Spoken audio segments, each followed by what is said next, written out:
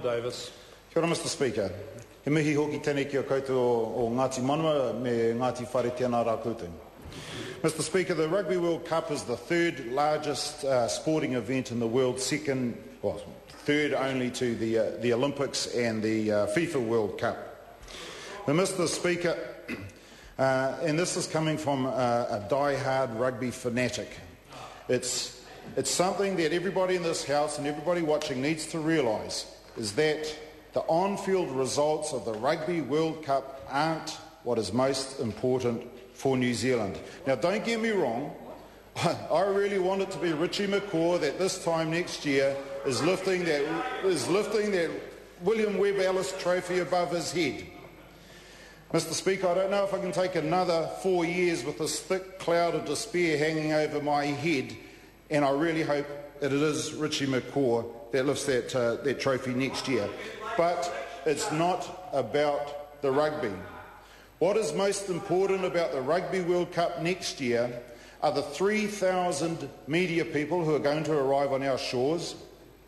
Those media with their pens poised to write their stories about New Zealand, their cameras poised to take photographs, and the cameras to take footage, hours and hours of footage of New Zealand, because those people will be travelling from north to south, east to west, all around New Zealand, experiencing our landscapes, our people, our unique Māori culture and heritage. They'll be visiting our art galleries, our museums, our vineyards. They'll be participating in activities all around New Zealand, and even in between they'll get to watch a bit of rugby.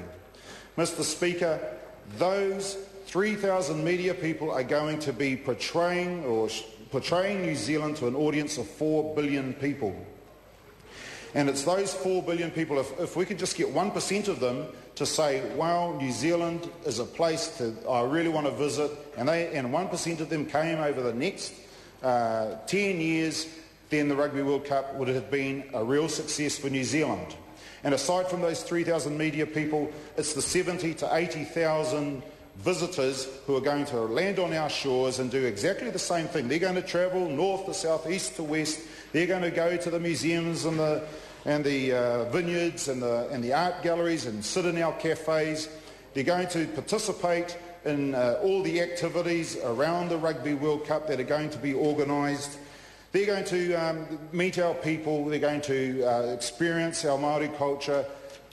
And those people are going to go back, and we want them to tell a dozen of their mates that they missed out on the experience of a lifetime and that they need to come down to New Zealand.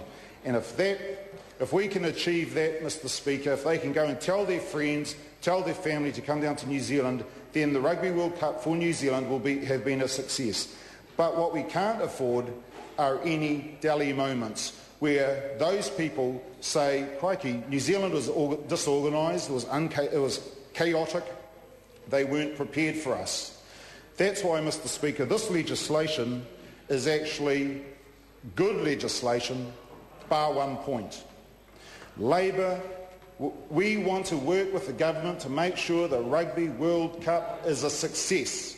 We want to make sure that everybody that comes here goes back and tells the rest of the world what a great place, how highly organised, and how everything shone and was polished and everything worked really well.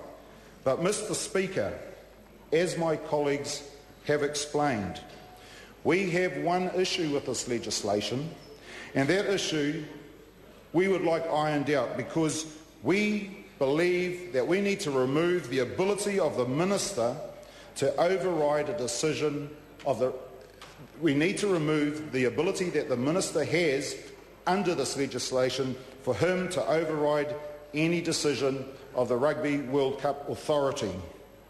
And we've asked the question, what possible credibility could the minister have over and above that of the Rugby World Cup Authority, which is made up of a judge and lawyers and other experts and people with experience in their particular fields?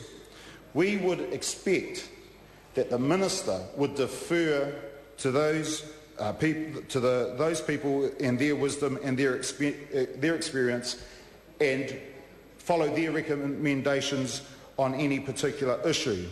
The government has not been able to describe a situation where this unfettered power is necessary, but they still insist that that power remain. And as it says in Part 4, Clause 51, a decision of the Minister under this section is final. That means it doesn't matter how rational and reasonable an argument may be, it doesn't matter how good it is, if the Minister doesn't like that argument, he can just say no to it. There's no right of appeal, there's no right of any comeback. And Mr. Speaker, we believe that this unfettered power is unnecessary. Mr. Speaker, we believe that there's an inherent danger in one minister having this unfettered power. And I could guarantee that if we had swapped sides and it was a Labour government over there and the National Party over here and were debating the same issue, they would also be raising this issue with us. The only difference is that we'd listen to them. Mr. Speaker, the argument of John Hayes that the Minister's involvement will hasten the process is flawed.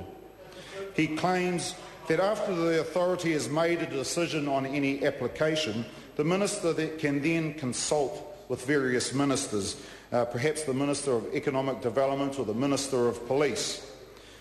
Well, Mr. Speaker, that doesn't speed up any process. It doesn't streamline any process when the Minister then listens to a recommendation and then goes off and consults with 3, 4, 5, however many other ministers. This simply adds steps to the process and in no way streamlines or speeds the process up. Therefore, the notion that granting the Minister unfettered powers will make a decision quicker is nonsense. Then, of course, when Mr. Hayes' argument ran out of steam and puff, he just flung that good old Tory endearment at us that we were being nanny state.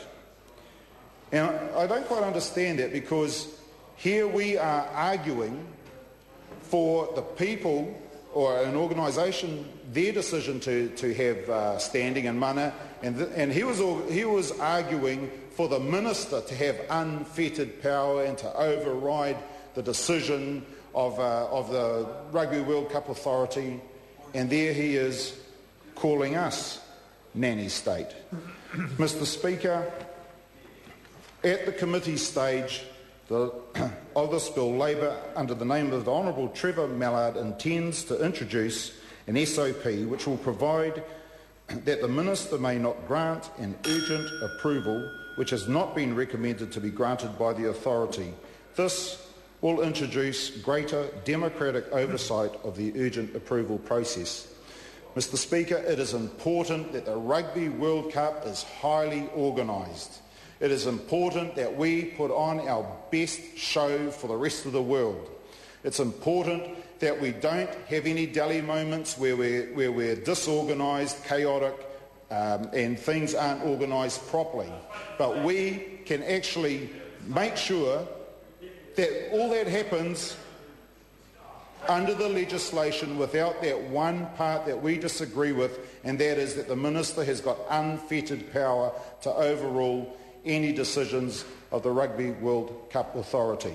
So, Mr. Speaker, unless we've ironed that out, the Labour Party will not support this bill, and I think that the National Party actually needs to really seriously consider that small part of the bill. Kia ora.